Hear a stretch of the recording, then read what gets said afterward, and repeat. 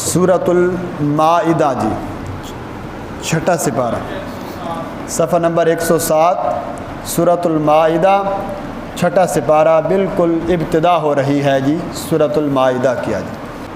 نحمدہ ونصلی ونسلم علی رسولہ الکریم، اما بعد فاعوذ باللہ من الشیطان الرجیم، بسم اللہ الرحمن الرحیم۔ یا ایہا الذین آمنوا اوفوا بالعقود احلت لکم بہیمۃ الانعام الا ما یتلی علیکم غیر محل الصید وانتم حرم ان اللہ یحکم ما یرید، صدق اللہ العظیم۔ اللہم صلی علی سیدنا و مولانا محمد وعلی آل سیدنا و مولانا محمد وبارک وسلم ثم صلی علیہ۔ سورۃ المائدہ جی مدنی صورت ہے اور یہ 120 آیات اور 16 رکوعات پر مشتمل صورت ہے۔ یہ صورت قرآن مجید کی بالکل آخری نازل ہونے والی صورتوں میں سے ایک صورت ہے۔ بعض مفسرین کہتے ہیں بالکل آخری بڑی صورتوں میں یہی صورت نازل ہوئی، یا دوسری رائے یہ ہے کہ یہ صورت 3 حصوں میں نازل ہوئی۔ پہلا حصہ صلح حدیبیہ کے وقت، دوسرا حصہ فتح مکہ کے وقت، تیسرا حصہ حجۃ الوداع، امام الانبیاء صلی اللہ علیہ وسلم نے حج کے بعد جو خطبہ دیا تھا اس موقع پہ نازل ہوا۔ تو 3 حصوں میں مشتمل یہ صورت ہے سورۃ المائدہ۔ مائدہ اس کو کیوں کہتے ہیں؟ اس کے جو ہے نا 2 نام ہیں، 3 نام بھی مفسرین نے ذکر کیے۔ پہلا نام مائدہ، دوسرا نام ہے سورۃ العقود، تیسرا نام ہے سورۃ المنجیہ۔ مائدہ کو مائدہ اس لیے کہتے ہیں کہ اس سورت کے اندر اللہ رب العزت نے اس واقعے اور مائدہ کا تذکرہ کیا ہے جب عیسیٰ علیہ السلام کے کہنے پر ان کی قوم پر کیا اتارا تھا؟ دسترخوان۔ تو مائدہ کسے کہتے ہیں؟ دسترخوان کو، اس لیے اس کا نام مائدہ ہے۔ عقود اسی آیت پہلی آیت سے لیا گیا۔ عقود عقد ہے، عقد کا معنی آپس کے درمیان معاہدے، آپس کے لوگوں کے درمیان ایک دوسرے کے ساتھ جو وعدے ہوتے ہیں، صلح کے معاہدے ہوتے ہیں، اس کے تحت عقود کہا جائے۔ تیسرا نام ہے سورۃ المنجیہ۔ منجیہ کا معنی ہوتا ہے نجات دلانے والی یا نجات دینے والی۔ یہ سورت جو بندہ پڑھے گا اور اس کے احکام کو مان لے گا، گویا کہ وہ بندہ نجات پا گیا، جہنم سے بچ کر جنت میں جانے والا بن گیا۔ ام المومنین حضرت عائشہ صدیقہ رضی اللہ تعالی عنہا فرماتی ہیں، آپ کے پاس کچھ لوگ آئے، کچھ صحابہ آئے، سبق سیکھا کرتے تھے تفسیر کا حضرت عائشہ صدیقہ سے۔ تو آپ نے حضرت ان سے پوچھا کہ اس آیت کے متعلق نا کہ اس آیت کو اور اس صورت کو جانتے ہو؟ کہنے لگے بالکل سورۃ المائدہ ہے۔ آپ نے فرمایا یہ بالکل آخری صورت ہے، اس میں اللہ نے جس چیز کو حلال کہا ہے اس کو حلال سمجھنا ہے، جس کو حرام کہا ہے اس کو حرام سمجھنا ہے۔ اس میں نسخ ہونے کا کوئی احتمال نہیں۔ کیوں؟ نسخ اسلام میں تب تھا جو پہلے ایک حکم تھا بعد میں منسوخ ہوا، ایک حکم آئی آخر میں ہے، اب وہ منسوخ نہیں ہوا، جس کی کوئی آیت منسوخ نہیں ہے، اس کی یہ بھی فضیلت ہے۔ اسی طرح امام الانبیاء سرور کونین حضرت محمد مصطفیٰ صلی اللہ علیہ وسلم نے اپنے ایک صحابی کو ایک علاقے کا گورنر بنا کر بھیجا، تو ساتھ نہ ایک رکہ لکھا، خط لکھا، اور خط کے اندر فرمایا کہ میں تمہیں کچھ چیزیں لکھ کر دے رہا ہوں، یہ ساتھ لے کر اس کے تحت تم نے فیصلے کرنے ہیں۔ اب وہ صحابی جب لے کر چلے، وہاں پہنچے، خط کھولا کہ حضور نے مجھے کیا تعلیم دی ہے، تو خط کے عنوان پر سر فہرست میرے نبی نے جو آیت لکھوائی وہ سورۃ المائدہ کی پہلی آیت ہے۔ تو یہ ایک آیت ایک ایسی آیت ہے، میں نے صرف اس لیے ایک آیت تلاوت کی کہ اگر اس پر ہزاروں صفحات لکھے جائیں، سینکڑوں نہیں، ہزاروں صفحات لکھے جائیں اور سینکڑوں تو لکھے گئے اس ایک آیت کے تحت، اتنے زیادہ احکام صرف اس ایک آیت سے نکلتے ہیں۔ یہ بڑی تفصیل اور اتنی خوبصورت صورت ہے، اگر آپ نے اس کو اچھی طرح سمجھا اور اس کے ایک ایک آیت کو، اس کے ایک ایک حکم کو سمجھا، تو آپ کو حلال اور حرام کے انشاءاللہ جو بہت سارے مسائل ہیں وہ سمجھ آ جائیں گے۔ اب پچھلی صورت تھی جو ہماری جی، وہ سورۃ النساء۔ سورۃ النساء کے بعد ہے جی المائدہ۔ نساء میں کیا تھا؟ ایک تو ہے نا ربط اسمی ہوتا ہے، ایک ربط ہمارے ہاں معنوی ہوتا ہے۔ ربط اسمی کا نام کے ساتھ ربط۔ بقرہ میں کہا تھا کہ گائے کی پوجا نہیں کرنی جس طرح یہودیوں نے کی۔ آل عمران میں کہا کہ حضرت عیسیٰ کو الہ نہیں بنانا جس طرح عیسائیوں نے بنا لیا۔ اب یہاں پر سورہ نساء میں احکام بڑے بڑے جو نازل تھے، نفی شرک فی الاعتقاد، اور نساء میں کہا تھا عورتوں کے حوالے سے ڈرتے رہنا، ان کے احکامات کو مانتے رہنا، ان کے معاملے میں اللہ سے ڈرتے رہنا۔ اگر ایسا کرو گے تو اللہ تعالیٰ تمہیں اور تمہارے اوپر مائدہ یعنی جنت کے دسترخوان نازل کرے گا۔ سورۃ النساء میں کہا تھا کہ نفی شرک فی الاعتقاد اور نفی شرک فعل، کہ ہم جو فعل کرتے ہیں حرام فعل، اس کے اندر جو شرکی عمل کرتے ہیں اس کا اجمالاً ذکر تھا، یہاں اس کا تفصیلی ذکر آئے گا۔ اور اس کے اندر حلال اور حرام کے، نکاح طلاق کے، عورتوں کے مسائل تھوڑے تھے، یہاں مائدہ کے اندر بڑی تفصیل کے ساتھ حلال اور حرام مسائل کا ذکر آئے گا۔ تو یہ چند باتیں جو ابتدائی طور پر میں نے ذکر کر دی مائدہ کے حوالے سے، اس مائدہ کا ایک ترتیب کٹھی آخری صورت یہ 3 حصوں میں نازل ہوئی، اور اس کے ساتھ ربط یہ ہے کہ اس میں حلال اور حرام اور اس کا پوری صورت کا خلاصہ 4 چیزوں میں بیان کرتا ہوں، پھر اس کے بعد آیت کا ترجمہ کرتے ہیں۔ پوری صورت کا خلاصہ وہ یہ ہے کہ اللہ نے فرمایا ایک ہیں تحریمات اللہ، ایک ہیں تحریمات غیر اللہ، تیسری ہے نیازات اللہ، اور چوتھی ہے نیازات غیر اللہ۔ یہ ایک ہماری مفسرین کی اصطلاح ہے، یہ انشاءاللہ آپ کو بڑی آسان سے سمجھ آ جائے گا۔ تحریمات اللہ، اللہ کی حرام کردہ چیزیں، تحریم کس سے نکلا ہے؟ حرام سے۔ اللہ کی حرام کردہ چیزیں، اس صورت میں اللہ نے کچھ چیزیں وہ بیان کی ہیں جس میں اللہ نے فرمایا یہ چیزیں ہم نے حرام کر دی ہے، مومنوں اس کے قریب بھی نہیں جانا۔ کچھ چیزیں ہیں تحریمات غیر اللہ، اب اس کے لفظ سے سمجھ آ گیا، وہ چیزیں جو غیر اللہ کی طرف حرام کی گئی، اللہ نے حرام نہیں کی، لوگوں نے اپنے پر کیا کر لی؟ حرام کر لی۔ جیسے اللہ نے کیا حرام کیا تھا؟ خنزیر کا گوشت، مردار اور اس طرح کی مختلف چیزیں، جی مختلف جانور جو حلال نہیں ہیں یہ نہیں کھانے، اور کچھ لوگوں نے اپنے اوپر حرام کر لی۔ وہ کیا ہے جی؟ یہ حضرت صاحب کے نام کا جانور ہے، یہ جی ہم نے بزرگوں کے نام پر چھوڑ دیا ہے، فرمایا یہ حرام نہیں ہے، تم نے حرام کر دیا۔ تیسری چیز ہے نیازات اللہ، اللہ کے نام کی منت منوتی۔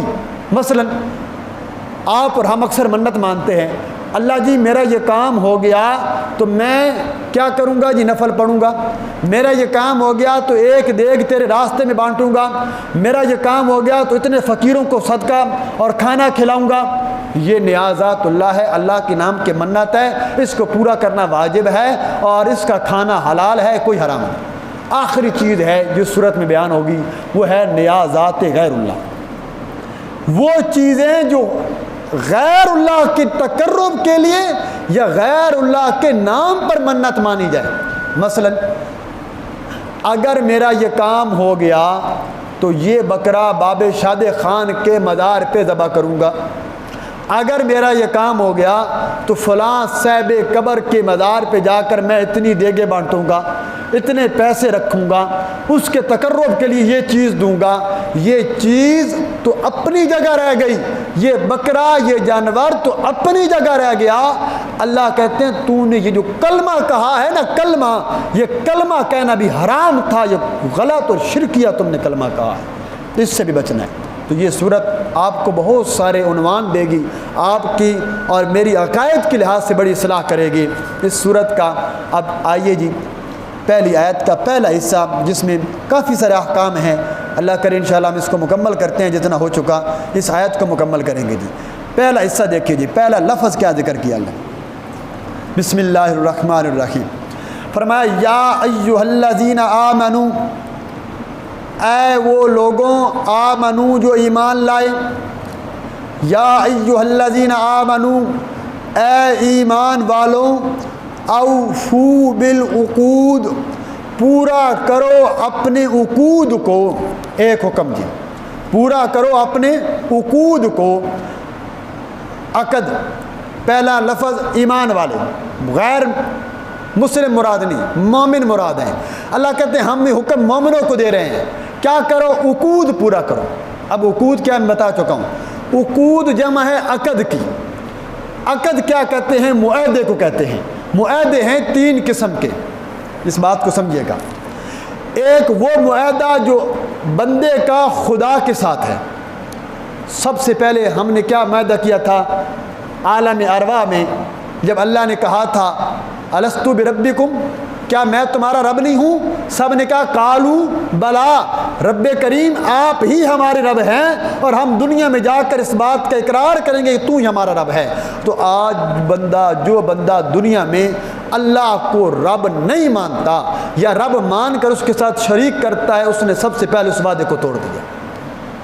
نمبر 1، بندے کا خدا کے ساتھ معاہدہ، بندے کا خدا کے ساتھ عہد کیا ہے؟ اللہ جی لا الہ الا اللہ محمد الرسول اللہ، کلمہ پڑھ لیا بس نہیں، مومن بن گئے۔ اب ہم نے اس کلمے میں کیا اقرار کیا؟ اللہ جی جتنی نمازیں فرض ہیں پڑھوں گا، زکوٰۃ دوں گا، حج کروں گا، روزے رکھوں گا، تیرے احکامات کو بجا لاؤں گا، تیرے نبی کی اطاعت کروں گا، جس چیز سے تو روکے گا اس سے رک جاؤں گا، جس چیز کا تو حکم دے گا اس کو بجا لاؤں گا۔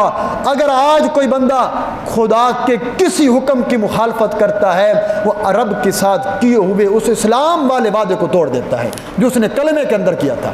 نکاح ہوتا ہے نا، نکاح میں کیا کہتا ہے؟ ہم یہ پوچھتے ہیں بھائی فلاں بن فلاں آپ کا نکاح فلاں بنت فلاں کے ساتھ ہو گیا، کیا آپ کو قبول ہے؟ وہ کہتا ہے قبول ہے، بس یہی مطلب ہوتا ہے۔ نہیں، اس قبول ہے کے اندر اس نے کہا یہ عورت میری بیوی، اس عورت کا خرچہ، اس عورت کی رہائش، اس عورت کا کھانا پانی، اس عورت کے کپڑے، اس عورت کے دوا دارو، اس عورت کی تمام ضروریات، اس سے ہونے والی اولاد، تمام کی تمام میری ذمہ داری ہے، میں اس کو ساری زندگی نبھاؤں گا، میں اس کے اندر ظلم نہیں کروں گا۔ یہ ظاہراً نہیں کہا، اس قبول ہے کہ لفظ میں وہ ساری باتیں مان چکا ہے۔ سمجھ آ رہی ہے؟ تو کلمے کے اندر یہ ساری باتیں، بات لمبی ہو جائے گی۔ دوسرا عقد، بندے کا اپنے نفس کے ساتھ، میں اور آپ اپنے ایک نفس کے ساتھ بھی ایک معاہدہ کرتے ہیں۔ وہ کیا معاہدہ ہے؟ یہی منت اور یہی قسم۔ کیا؟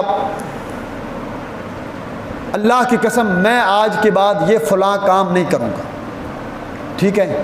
میں جی فلاں کام نہیں کروں گا، میں گناہ نہیں کروں گا، میں اس چیز کے نزدیک نہیں جاؤں۔ قسم اٹھا لینا، میرا یہ کام ہو گیا، میں سے بتایا منت منوتی، تو میں اتنے، ویسے نا اس حوالے سے میں آپ کو ایک حدیث کا حوالہ پیش کر دوں۔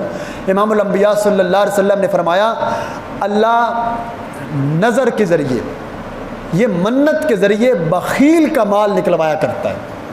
پتہ نہیں آپ اس جملے کو سمجھے کہ نہیں۔ مثلا میں نے کہا رب کریم میرے بیمار کو، میرے بھائی کو شفا دے دے، آپ نے کہا یا رب کریم میرے بیٹے کو شفا دے دے، پھر جو ہے نا تیرے راستے میں 1000 روپے صدقہ کروں گا۔ اچھا پہلے صدقہ کر دے اور یہ شرط نہ لگا خدا کے ساتھ اللہ جی میرے بیٹے کو شفا دے دے اور ساتھ صدقہ بھی کر دے، اللہ بیٹے کو شفا بھی دے دے گا، تیرا صدقہ بھی قبول ہو جائے گا۔ ہے منت ماننا جائز، میں اس کی نفی نہیں کر رہا، لیکن حدیث کی روشنی میں میرے نبی نے فرمایا اللہ بخیل کا مال نکلواتا ہے۔ گویا کہ تم خدا کے ساتھ شرطیں لگاتے ہو، میرے بیٹوں کو ٹھیک کرو گے تو میں تیرے راستے میں پیسے دوں گا، میری نوکری دے گا تو ایسا کروں گا، میرا فلاں کام کرے گا۔ حالانکہ یہ کرنا بندے مسلمان کے مناسب نہیں ہے کہ وہ اللہ کے ساتھ شرطیں لگائے۔ جتنا دل آئے صدقہ کر دو، اور صدقے میں جانور ذبح کرنا، یہ کراچی کے مفتی ہیں مفتی طارق مسعود صاحب، ان کا ایک بیان زیادہ فیمس ہوا، لوگ ہماری طرف سوال بھیجتے ہیں، انہوں نے یہی کہا کہ جو جانور ذبح کرنا ہے یہ لازمی سمجھ کر دینے بدعت ہے۔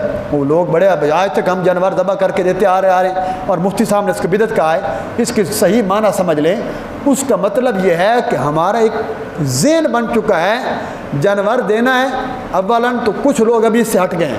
پہلے تو یہ تھا کہ کالے رنگ کا بکرا ہی دینا ہے، انتہائی بدعت اور انتہائی غلط کام، کوئی کالے رنگ کی تخصیص نہیں. نمبر 2، ذبح کر کے دینا ہے.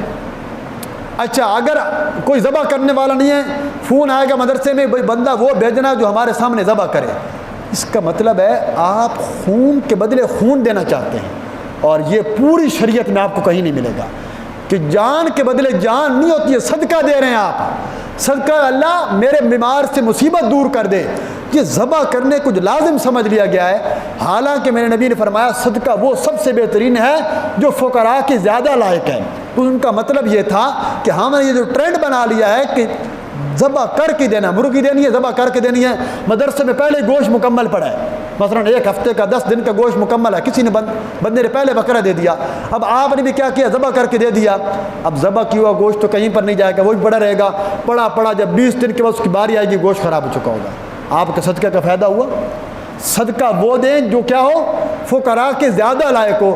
آج کے دور میں سب سے بہترین صدقہ نقد رقم ہے. اگر آپ جانور دینا چاہتے ہیں، اگر آپ کوئی اور چیز دینا نقد دیں، کوئی ذبح کی شرط نہ لگائیں. لوگ ہمارے مدرسے میں آتے ہیں، وہ بیٹھ جاتے ہیں، کہتے ہیں ذبح کرو بھائی، ہم بتاتے ہیں، وہ کہتے ہیں پھر ٹھیک ہے ہم کرتے نہیں. آپ مدارس میں دیتے ہیں، ہم اچھی بات ہے، صدقہ دینا چاہیے، لیکن یہ شرطیں اور یہ پابندیاں یہ دین ہٹا لیں اس چیز سے. آپ نے نیت کی یہ بکرا صدقے کا، آپ کا بس ختم، اب وہ اللہ کے نام کا ہو گیا، اب آپ کا صدقہ قبول ہو گیا. وہ چاہے بیچ دیں، اس سے رقم لے کر کوئی راشن لے لیں، کوئی اور چیز لے لیں. تو دوسرا عقد کیا ہے، آپ آپس میں جو کیا کرتے ہیں قسمیں اٹھاتے ہیں اس کو پورا کرنا، یہ جو منتیں مانتے ہیں وہ پوری کرنی. تیسرا عقد یہ ہے بندے کا بندے کے ساتھ معاہدہ. وہ کیا ہے، آپس میں 2 برادریوں کا، 2 خاندانوں کا، 2 حکومتوں کا، 2 بندوں کا، کہ ہم آج کے بعد اس بات کے اوپر وعدہ کرتے ہیں ہم اس کو پورا کریں گے. اس کو پورا کرنا ضروری ہوتا ہے. ضروری سے مراد یہ اخلاق ہے، اچھی بات. اگر کوئی پورا نہیں کرے گا تو کفارہ نہیں آئے گا، لیکن گنہگار ہوتے ہیں. تو عقود کے لفظ میں اللہ ایمان والوں کو حکم دے رہے ہیں جو تم نے میرے ساتھ کیے ہیں، جو تم نے اپنے ساتھ کیے ہیں، جو تم نے بندوں کے ساتھ وعدے کیے، سارے وعدے پورے کیا کرو. اس کی مزید تفصیلات میں جائیں تو بہرحال عقود کے اندر 3 قسم کے عقد آ گئے. اب اگلا حصہ سنیے جی. یا ایھا الذین آمنوا، اے ایمان والو، اوفوا بالعقود، پورا کرو تم عقود کو، پورا کرو تم وعدوں کو. احلت لکم بہیمۃ الانعام، حلال کر دیے گئے واسطے تمہارے بہیمۃ الانعام. بہیمۃ الانعام چوپائے جانوروں میں سے، یا جانور چوپایوں میں سے، الا مگر وہ جانور تمہارے لیے حلال نہیں کیے گئے، یعنی وہ جو اللہ نے حرام، وہ تحریمات اللہ آ رہا ہے، وہ جانور حرام ہے تمہارے لیے. کون سے؟ ما یتلا علیکم، جو ابھی تلاوت کیے جائیں گے تمہارے اوپر، ابھی پڑھے جائیں گے تمہارے اوپر. اللہ نے بیان نہیں کیے، دوسرے سے آگے جی. اللہ کہتے ہیں تمام بہیمے تمہارے لیے حلال ہیں. بہیمہ کسے کہتے ہیں؟ بہیمہ یہ ابہام سے ہے. بہیمہ جانور کو کہتے ہیں، ہر جانور. بعض لوگ کہتے ہیں جانوروں کی عقل نہیں ہوتی اس لیے اس کو بہیمہ کہتے ہیں. جانوروں میں بھی ہر چونٹی سے لے کر زرافے تک جتنے جانور ہیں سب کے اندر عقل ہے، لیکن انسان سے کم ہے، اپنی ذات کے مطابق ہے. کیا آپ دیکھتے نہیں ہیں کہ وہ اپنے راستے سے بچاؤ کرنا، ایک چیز کا خیال کرنا، یہ جانوروں میں بھی ہے. ہاں تھوڑی سی عقل کی کمی ضرور ہوگی. بہیمہ کو کیوں کہتے ہیں جانوروں کو بہیمہ اس لیے کہتے ہیں جانور کو، یہ ابہام سے ہیں کہ ان کی زبان ایسی مبہم ہے کہ ہم سمجھ نہیں سکتے. گائے کیا کہتی ہے؟ حالانکہ آپ جو ہے نا حیات الحیوان پڑھیں، اس کے اندر ایک جانور کی بولی کا ترجمہ لکھا ہوا ہے. گائے کیا کہتی ہے، بھینس کیا کہتی ہے، اونٹ کیا کہتا ہے، حتیٰ کہ ایک چھوٹا سا کیڑا کیا کہتا ہے. ساری مخلوق میرے رب کی تسبیح بیان کرتی ہے. یہ جو گدھا بولتا ہے اس کے بھی معنی کے اندر تسبیح ہے، لیکن اس کے اندر فرمایا کہ یہ شیطان کو دیکھنا، اس کے اثرات اس پر ہوتے ہیں، اس لیے وگرنہ ہر جانور اپنے اپنے معنی میں کیا کر رہا ہے، اللہ کی تسبیح بیان کرتا ہے. تو اس لیے اس کو بہیمہ کہتے ہیں. انعام اس لیے انعام خاص جانور، جو 8 جانور سورۃ الانعام میں ذکر ہوئے. کون کون سے؟ گائے، بھینس، یہ ایک ہی قسم ہو گئی. اونٹ، بکری، بھیڑ، ہر ایک کی دو دو قسمیں، یہ ملا کر جو ہم قربانی کرتے ہیں، یہ جانور خاص طور پر اللہ نے تمہارے لیے حلال کیے جن سے آپ نفع اٹھاتے ہیں. اس کے علاوہ بھی بہیمہ حلال ہیں، لیکن وہ جانور جو شکار کرتے ہیں، جو درندے ہیں، جن پر درندے کا اطلاق ہوتا ہے، شیر ہے، چیتا ہے، وہ حرام ہے. باقی زیبرا جو ہے، اس کے علاوہ گھوڑا کے بارے میں نا، گھوڑا حرام نہیں ہے. ہمارے ہاں ایک عرف ہے، گھوڑا بالکل حرام نہیں ہے. یہ آپ کو غیر مقلد اعتراض کرتے ہیں. ہر حلال جانور کی قربانی نہیں ہوتی، یہ بات ذہن میں رکھیے گا. قربانی صرف اس 8 قسم میں رہے گی، گائے بھینس میں، اونٹ کی نر مادہ میں، بھیڑ بکری کے اندر، انہی 2 صفت میں. لیکن حلال جانور اس کے علاوہ قربانی نہیں ہو سکتی. تو گھوڑا قربانی نہیں ہو سکتی، لیکن گھوڑا حلال ہے لیکن مکروہ ہے. مکروہ کس وجہ سے؟ گھوڑا اعلیٰ جہاد ہے. گھوڑے پر بیٹھ کر کیا کیا جاتا ہے؟ جہاد کیا جاتا ہے. اور گھوڑا ایک عظیم الشان جانور ہے جس پر نبیوں سے لے کر سب مجاہدوں نے آج تک جہاد کیا ہے، اور گھوڑے پر آج بھی جہاد ہو رہا ہے، قیامت تک جہاد ہوتا رہے گا، حتیٰ کہ اللہ کے پیغمبر حضرت عیسیٰ علیہ السلام اپنی قوم کے ساتھ بھی گھوڑے پر بیٹھ کر جہاد کریں گے. خلیفۃ المہدی گھوڑے پر جہاد کریں گے. خراسان سے جو لشکر نکلے گا کالے جھنڈے والا گھوڑوں پہ جائے گا. تو گھوڑا اس لیے عزت والا، اس کے ایک ناموس ہے، اس کا ایک تقدس ہے. اگر اس کو لوگوں نے یوں قربان کرنا شروع کر دیا تو فرمایا کہ وہ نہیں. اسی میں بڑی تفصیلات ہیں، لیکن بہرحال ہر جانور بھی حلال نہیں اور ہر جانور بھی حرام نہیں. جو شکار کرتا ہے، شکار کر کے کھاتا ہے، کچلے والا جس کے پنجے کو انگے نشان بنے، جس سے پنجوں کے ذریعے شکار کرتا ہے، شیر ہے، بھیڑیا ہے، جو ہے نا لگڑ بگڑ، اس طرح کے جو جانور ہیں یہ، اور باقی کچھ اور جانور وہ حرام ہیں مخصوص. باقی اکثر جانور جو کہیں وہ حلال ہیں، اور کچھ خاص جانور جو حرام ہیں وہ ابھی آئیں گے اگلی آیت، 3 آیت کے اندر.